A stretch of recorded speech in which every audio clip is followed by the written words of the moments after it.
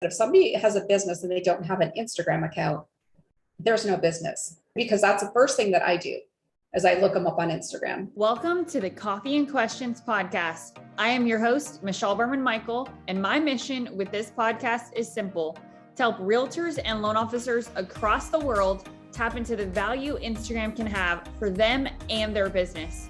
To me, organic business that comes to us is the name of the game. On this show, you're going to hear from myself, other experts across social media, and also others that are just like you, selling real estate and doing loans and doing it at a high level on social media.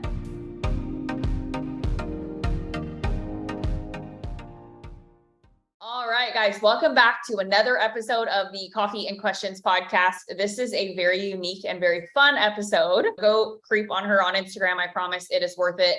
But Jackie, I am so excited to introduce you to my audience. One of the things I really love about you, and part of why I was really excited to interview you for this, is Instagram has always been part of your game, right? You've always worked hard on it. You've always spent a lot of time trying to master it. I remember when you and I first met, you came to a class I taught at a Keller Williams office, like I think it was almost 3 years ago at this point, maybe even a little bit longer. But if somebody wants to use Instagram, let's say to promote their real estate business, what was your thought process when it came to building an Instagram on the real estate side prior to investing? How did you transition from I want to use Instagram to promote my real estate business to eventually deciding I'm going to add my Airbnb side of things? Yeah. So first of all, Instagram is definitely my thing. And it always has been. I don't know why, just it's such a visual platform, and I just love it. It's just, to me, it's almost like an escape. So that was definitely where I knew that I wanted to put my focus on, and started with when we started our real estate business. Kind of just went along, did what I thought was the right thing, posted some things here and there.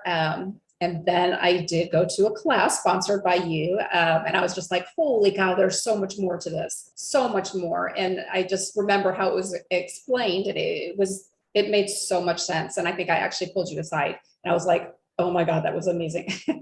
So it just kind of changed my brain, my thoughts process a little bit with how I run Instagram. I've always kind of been true to the truth, where I'm not always going to show the pretty pictures and just the perfect, make it look like it's a perfect deal, because it's not. So we show some behind the scenes, we show us, and it's piquing a lot of people's interest. I love it. So when people reach out to you, do they initially reach out wanting to potentially rent something, or do they come at it from a, hey, I see what you're doing, I want to buy my first property? Or is it kind of a combination of the two, and then maybe they decide they want to start as somebody staying, and then they kind of graduate into, wow, this is amazing, Jackie, how do I buy my own? I think it's pretty much people that want to dip their toe in it a little bit, and they're like, whoa, this is really cool. And it's like I said, it's investors, it's people all across the country, to be honest, that are reaching out. And I actually am an Airbnb ambassador. So what that means is anybody that's looking to start their Airbnb, I can help them through the process from A to Z, and Airbnb pays me. So the potential host doesn't pay anything. So it's super helpful that, we're reaching everybody all around the country, and people have questions and we're there to answer them. We've been there. We know the mistakes we've made, what we would do different. I know for me, I was in a class and we were talking about Instagram, and I said, if somebody has a business and they don't have an Instagram account, there's no business, because that's the first thing that I do as I look them up on Instagram. If we're looking for a cute coffee shop, or if I see an Airbnb that we're going to book, I will always look up their Instagram. And so that's important to me for a potential guest who wants to stay at one of our properties, that they can look and see, okay, they are real. They do have reviews. These are the real homes. They're real people. So that's huge. Yeah, I think that what you just described transcends any part of the real estate industry, and really any industry for that matter, in my opinion, right? Because for me, if I'm going to hire somebody to help me buy a home, they better have an Instagram account without a doubt, or else I will not hire them, period, right? Even if they were referred to me by like my closest girlfriend, I'm still going to say no, because if I can't go find you, then again, to testify to what you said, are you a real person? Are you really who you say, or who this person says you are? So I think it's really interesting that you brought that up, because I think a lot of people that own Airbnbs, and my husband and I have stayed in hundreds of them across the country. But a lot of the people who own the properties tend to be a little bit older, right? A little bit more seasoned in the process of investing. And they don't have them. Like they don't have Instagram accounts at all. So when they meet me, it becomes like oh, what do you do? That's what you do. That's so cool. Can you help me? Right. And it ends up becoming like a pretty common question that people are like, hey, how do I put my Airbnb on Instagram and how do I start? So I'm going to throw that back at you and say, if I'm that person, let's pretend I own my first Airbnb property and I have no Instagram presence whatsoever. How would you tell me to start? And then ultimately, what does the content look like that you feel like people are asking you for, or helping them make the decision of whether or not to use you? Honestly, my first piece of advice would be just get something up there, get your name up there, get your company up there, start posting your properties. You could start posting coffee shops in the area, stay local, things like that. But definitely just start posting things and do it instead of spending so much time thinking about just get it out there, and you get better and better as you go, and you just can fine tune it. But to me, it's crucial. It's almost like a Google. Like if I'm looking for a business and I look on Instagram almost before Google sometimes. So I think it's just crucial to get yourself on there if you have something that you're trying to promote and you want people to see.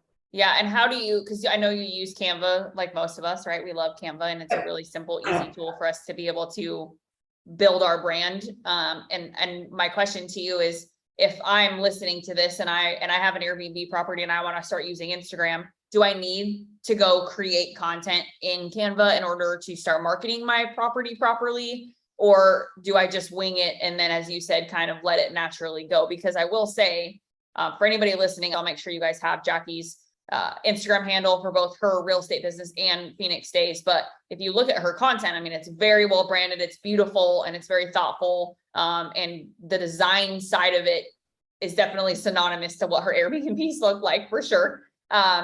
But not everybody has that knack, if that makes sense. So we use Canva for maybe half of our posts, and that's really just to keep the templates pretty much in line with our brand, but we don't use Canva for every post. And then as far as content, I think it's important to kind of give a description about the property.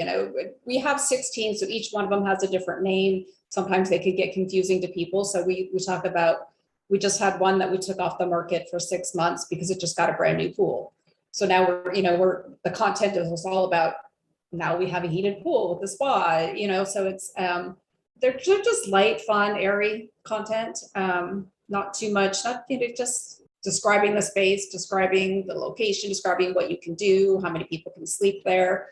We have a lot of huge events coming up here in Phoenix, Super Bowl, the golf tournaments, all that. So people are now, I think, looking more so than ever. So as far as content, I would just do local events and maybe talk a little bit more about the property and what's around it. I think a lot of people will be asking or thinking, how can running an Airbnb business like you are and have done beautifully, right? You have 6 of your own properties, managing a total of 16. Like, that's amazing to me. Especially since you also still run a full-blown real estate business at the same time. So can your Airbnb business feed your real estate business and vice versa? Oh, absolutely. A majority of it does. I pretty much exclusively, I have been working with investors now that just want to get into the short-term rental business. So they're reaching out on the real estate side. We're helping them through that process. And then we switch it on over to the Phoenix Stays side, where now we're actually managing their home. We're doing the renovations, the design work. So it kind of starts with our Valley Group real estate, and then we work our way over to Phoenix. So it's a kind of a full circle operation. If you enjoyed this episode, please go follow my guests on social media. And if you enjoyed this podcast, please consider leaving us a review wherever you consume this content.